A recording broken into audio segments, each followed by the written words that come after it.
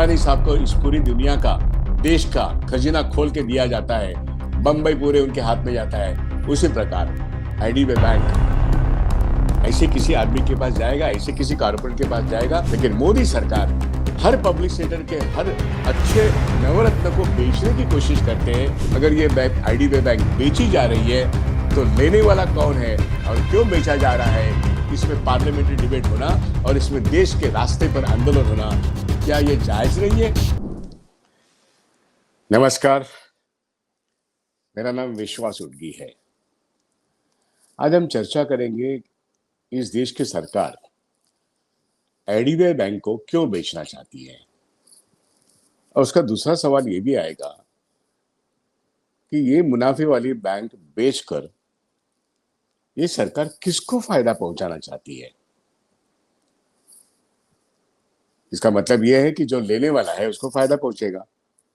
लेने वाला विदेशी बैंकर भी हो सकता है या इस देश का भी कोई एक बैंकर हो सकता है। हम आज चर्चा ये करना चाहते हैं कि ये आईडीबीआई बैंक जन्म से लेकर अब तक भारत देश की पूरी औद्योगिक नीति का एक बहुत बड़ा हिस्सा रहा है। और इस देश की औद्योगिक नीति प्लानिंग कमीशन के जरिए तय हुई। जैसे वो पूरी इकोनॉमी हमारी मिक्स इकोनॉमी है और उसमें प्लान्ड इकोनॉमी है। इसमें खेती हो या उद्योग हो या सेवा क्षेत्र हो या देश के विकास की हर चीज प्लानिंग कमीशन के जरिए तय की गई। अब वैसे देखा जाएगा तो आईडीबीआई बैंक बनने के पहले रिजर्व बैंक ऑफ इंडिया, जो इस देश का बैंकिंग का रेगुलेटर है, वो इसी एक योजना के तहत खेती के लिए एक एग्रीकल्चर डिपार्टमेंट था, उसके बाद नाबार्ड बना। वैसे ही उसी वक्त जो उद्योग का डिपार्टमेंट था रिजर्व बैंक ऑफ इंडिया का, इंडस्ट्री डिपार्टमेंट, उसको फिर एक बड़ी बैंक बना दिया गया आईडीबीआई बैंक, और उसको कानून के जरिए पार्लियामेंट ने एक आईडीबीआई एक्ट 1964 में उसको एक बड़ा रूप दिया। तो हम जानते हैं कि बैंकिंग सेक्टर में भारत सरकार की जो दखल अंदाजी है वो देश के विकास में बहुत बढ़िया रोल उन्होंने किया है। 55 का state bank of India act हो, 56 का एलआईसी का कारपोरेशन खड़ा करने का जो एलआईसी एक्ट हो, या फिर उसके बाद बैंक नेशनलाइजेशन हो, लेकिन उसके पहले 1964 में आईडीबीआई का जन्म हुआ एक कानून के तहत। और ये इस देश की एक बहुत महत्वपूर्ण घटना है। और अब 2025 में आईडीबीआई बैंक शायद 2025 के सितंबर या अक्टूबर में इसको बेचने का पूरा प्लान भारत सरकार ने तय किया है। वैसे देखा जाए तो 2018 के बाद, 2016 के बाद ये बैंक स्टेबी ने लिस्टिंग किया है, और ये कंपनी जो है, ये जो आईडीबीआई अंडर कंपनीज एक्ट है, इसका लिस्टिंग हुआ है। ये एक बात है। 16 के बजट में ये तय किया गया कि इसका जो स्टेक है, गवर्नमेंट ऑफ इंडिया का जो स्टेक है, उसमें वो रिड्यूस करेंगे स्टेक। ये 2016 के बजट में आ चुका है। आईडीबीआई बैंक इसको बेचने का एक निर्णय सरकार ने 2016 के बजट में किया था, और 2018 में ऐसा वक्त आया कि आईडीबीआई बहुत लॉस में है। तो रिकैपिटलेशन करने के बजाय उन्होंने ये सोचा कि गवर्नमेंट ऑफ इंडिया का दूसरा जो एक तगड़ा एक संस्थान है जिसका नाम एलआईसी है, जो भारत सरकार का पूरा कानून के तहत एलआईसी ऑफ इंडिया कॉर्पोरेशन है, तो उसको कहा गया कि भाई आप अपना स्टेक मोर देन 51% आईडीबीआई में लगाओ। तो ओनरशिप मोर देन 51% आईडीबीआई की बन गई 2018 में, और भारत सरकार की बन गई 47%। लेकिन कुल मिला के एलआईसी की ओनरशिप 51% से बनती है 2018 में, और भारत सरकार की 47% बनती है, तो भारत सरकार के हाथ में रह गई। आज के तारीख में लिस्टिंग होने के बावजूद भी भारत सरकार के पूरे कंट्रोल में यह आईडीबीआई बैंक है। लेकिन 18 के बाद अब 2023, 24, 23 में फिर से एक बार कहा गया कि हमको आईडीबीआई बेचना है, और इसलिए हम सबके पास से टेंडर्स मंगाएंगे। और सेबी को आगाह किया गया, इंस्ट्रक्शन दिया गया सेबी पर फिर से एक बार लिस्टिंग हो गया।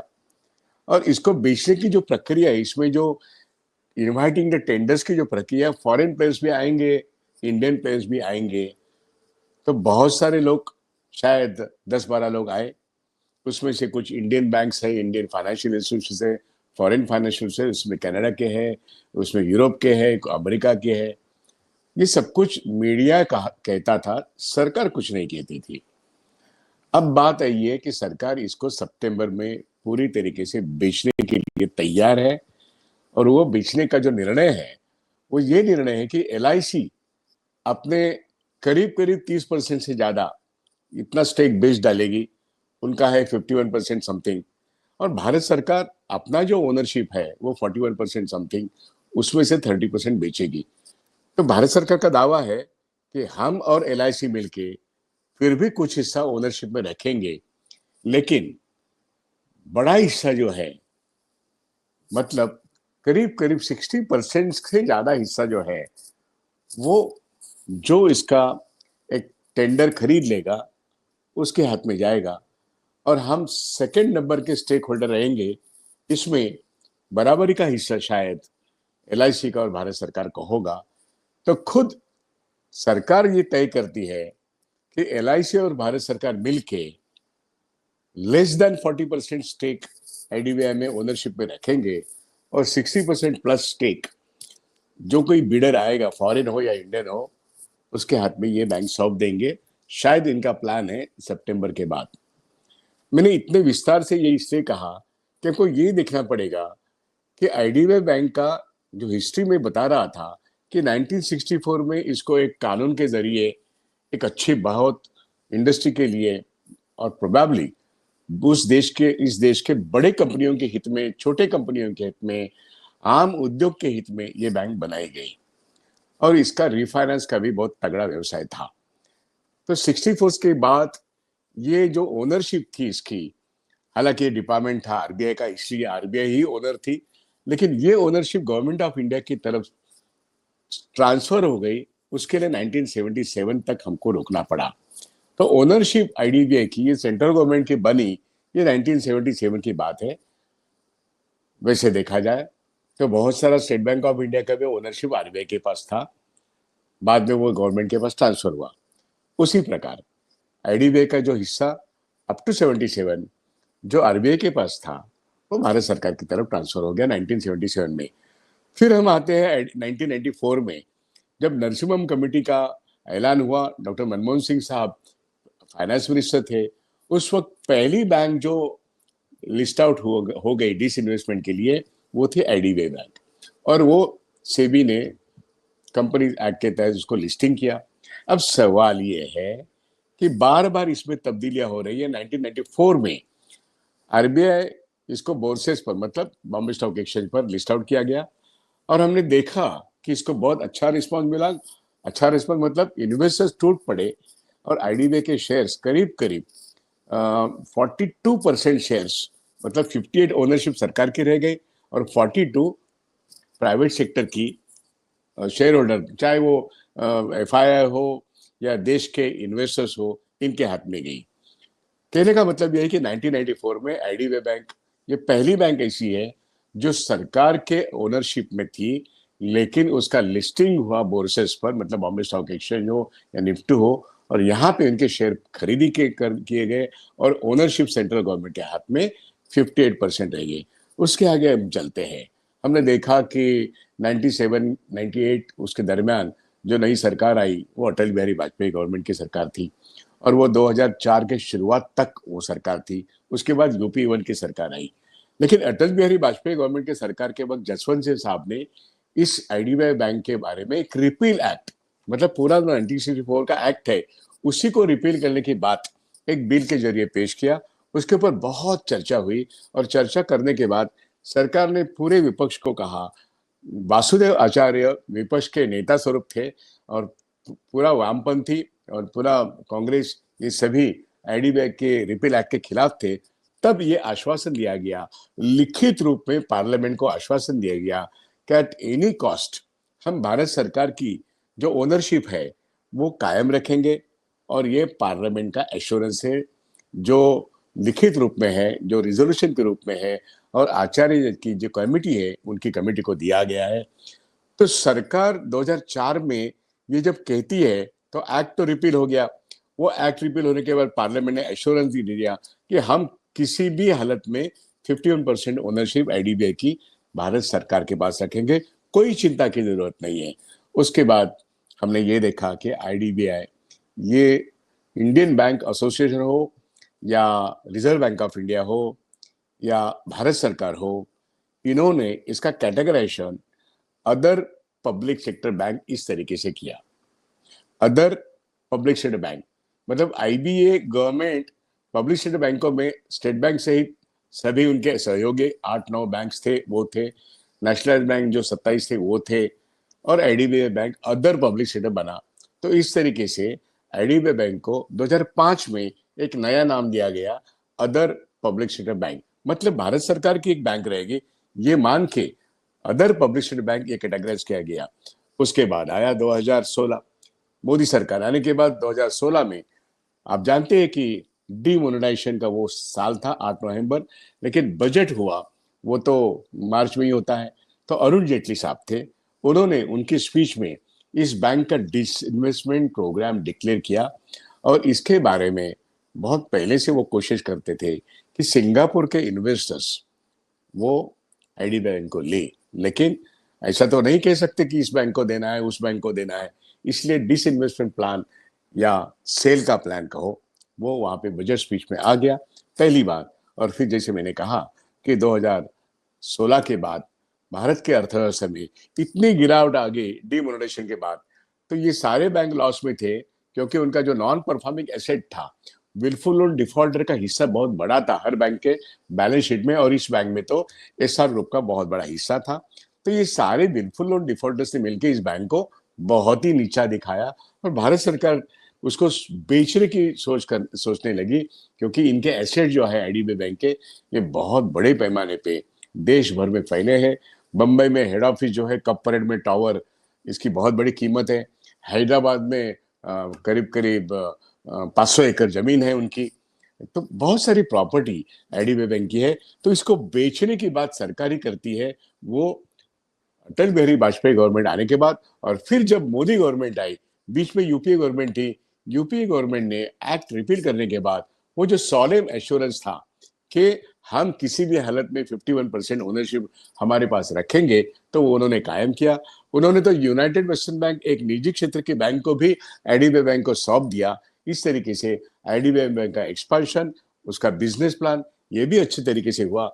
आईडीबीआई बैंक बहुत अच्छी तरीके से बिजनेस भी कर रही थी, लेकिन फिर एक बार मोदी गवर्नमेंट आने के बाद 2014 के बाद इस बैंक को इंडी वन का जो एक उनकी सोच थी, इस बैंक का रिपील एक्ट बनाने के बाद इस बैंक को बेच देना, वो बात अरुण जेटली ने फिर से शुरू की। और इसलिए मेरा कहना है कि आज एनडीए 3 जो है, जहां पे मोदी सरकार जो एनडीए के 2 के वक्त उन्होंने ये काम करके दिखाया कि हमको बेचना है।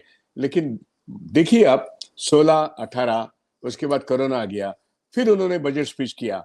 उस बजट स्पीच में एक बात ऐसी सामने आई कि एलआईसी ने तो 2018 में स्टेक ले लिया था 49%, 49.24%, और गवर्नमेंट ऑफ इंडिया का 45.48% था।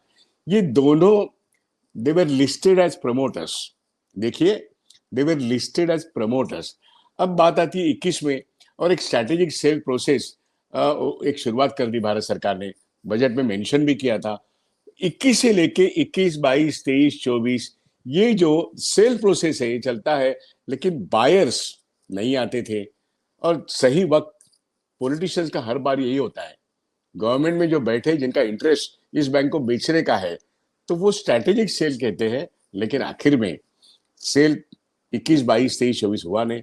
अब 25 में सरकार ने तय किया है, शायद उनको, उनका जो परचेजर है आईडीबीआई बैंक का, वो फेयरफैक्स हो सकता है, कनाडा का एक बहुत बड़ी बैंक है इंटरनेशनल लेवल पे, और शायद इस देश में कोटक महिंद्रा भी हो सकता है, उदय कोटक। अब कोटक में के चेयरमैन नहीं है, लेकिन इस देश की सरकार के एक चहेते एडवाइजर भी है बैंकर के हिसाब से। तो कोटक महिंद्रा का नंबर आता है तो शायद आईडीबीआई बैंक वहां पर भी जा सकती है, फेयरफैक्स भी जा सकती है, शायद और कोई इक्का दुक्का हो तो पता नहीं।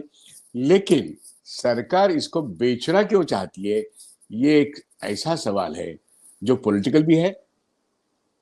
और क्या ये जायज है कि जब आईडीबीआई बैंक 16 में अरुण जेटली जी ने भाषण किया था तब इस बैंक की हालत खराब थी, बहुत अच्छी थी, बहुत खराब हो गई, क्योंकि इनके विलफुल और डिफॉल्टर जो है उनका सब कुछ राइट ऑफ किया गया।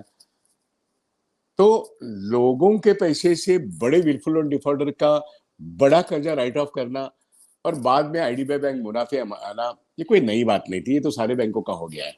तो आईडीबीआई बैंक भी हुआ है। आज आईडीबीआई बहुत अच्छी मुनाफे वाली बैंक है। मतलब आज का 2000, मतलब 2900 3000 करोड़ तक नेट प्रॉफिट है आईडीबीआई का। इसकी जो कैपिटल है वो मेरे ख्याल से 14% से भी ज्यादा है। मतलब इसका रियल कैपिटल सरकार के हिसाब से भी ज्यादा है। इसका प्रॉफिट पिछले 3 साल में बहुत बढ़ रहा है। आज की तारीख में तो वो 3000 करोड़ से भी ज्यादा है। नेट प्रॉफिट की मैं बात कर रहा हूँ, ग्रॉस प्रॉफिट अलग ही होता है, सारे प्रोविजन ग्रॉस प्रॉफिट से निकाल के फिर नेट प्रॉफिट आता है। तो ये बहुत अच्छे हालत में आज आईडीबीआई बैंक है। इसलिए लेने वाले लोग हैं वो इसके रॉ मटेरियल को देख के, उसके पूरे एसेट्स को देख के, और वो एसेट्स बहुत अच्छे हैं, इसलिए ऐसी सोने की चिड़िया कौन नहीं लेगा। लेकिन लेने वाला इस देश के पॉलिटिशियंस का अगर चॉइस है तो रुक रुक के ये डिसाइड होता है। और इसलिए मैं ये कह रहा हूं कि इस आईडीबीआई बैंक को जो मुनाफे में है उसको बेचने के लिए कौन इतना उतावला है, ये हमें रिसर्च वर्क करना पड़ेगा।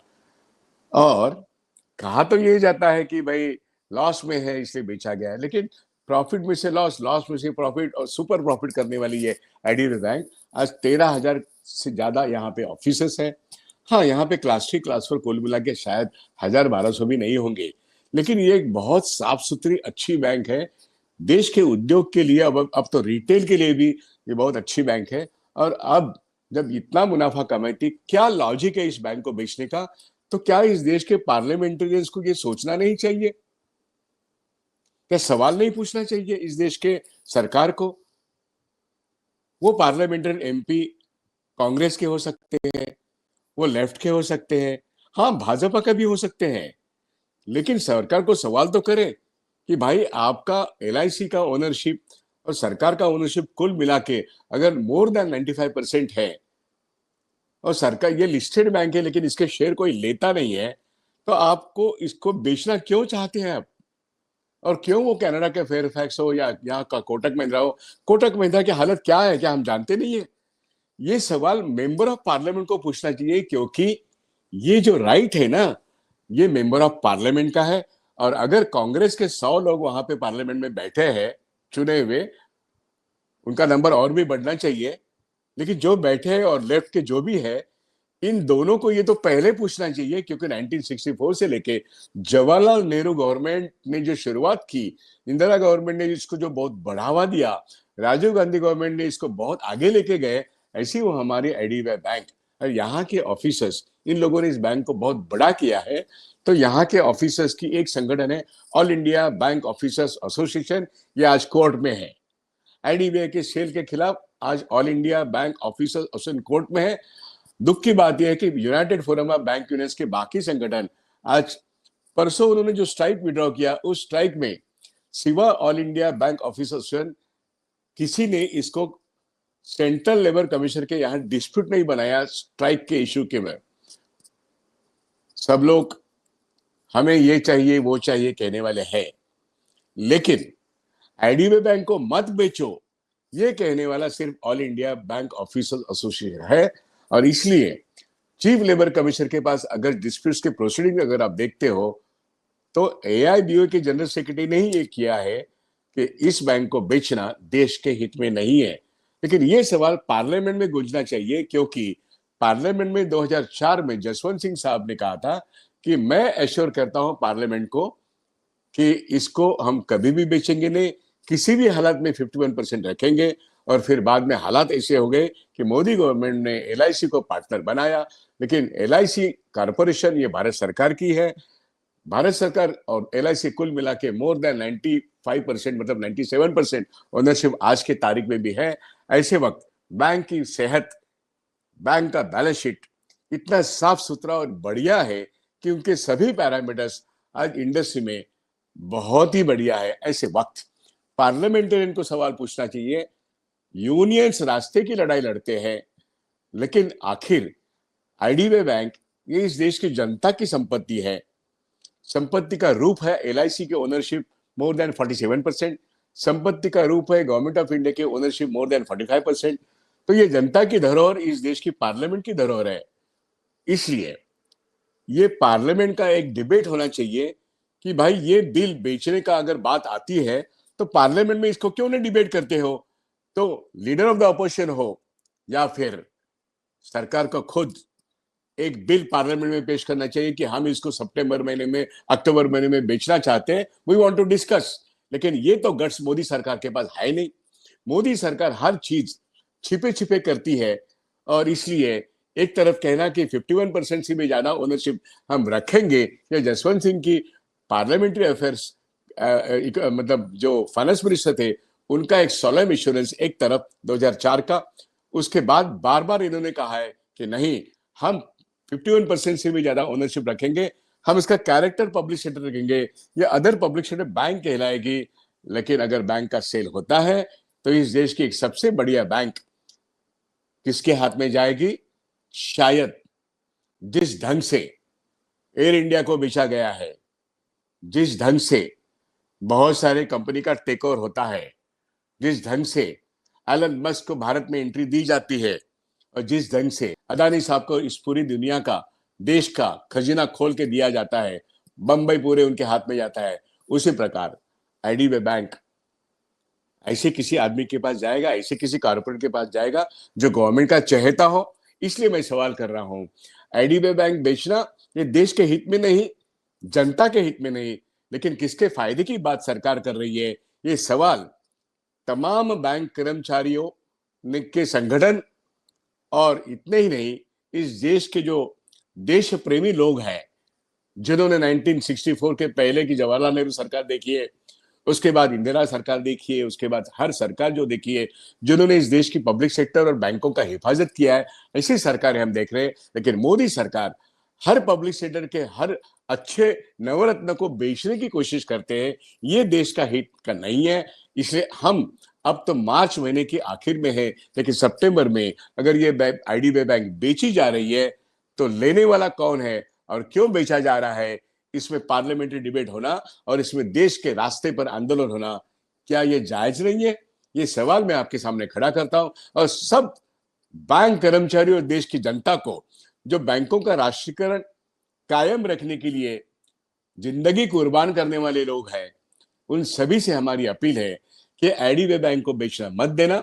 आईडीबीआई बैंक देश की धरोहर है, आईडीबीआई बैंक देश की शान है और इस शान को हम बचा के रखेंगे, क्योंकि यहाँ पे दिल्ली के गलियारों में किसी को वो बेचना है और किसी को वो लेना है, हम ये देश के हित में होने नहीं देंगे। ये बात आज हम शुरू कर रहे हैं।